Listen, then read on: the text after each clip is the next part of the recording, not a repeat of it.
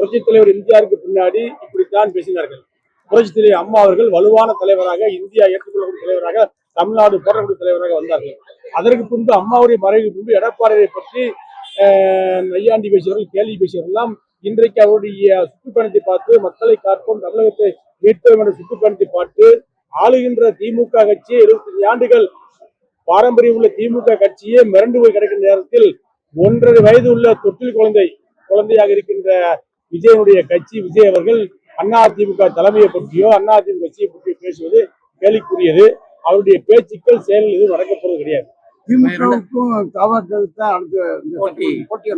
சொல்லிக்கலாம், எங்களுக்கு எதிர்த்து யாருமே போட்டியே இல்லைன்னு சொல்லிட்டு போயிடலாம்.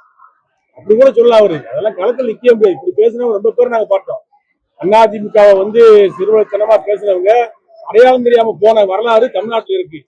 அதிமுகவுடைய வரலாறுக்கு ஒரு மிகப்பெரிய சரித்திரம் உண்டு.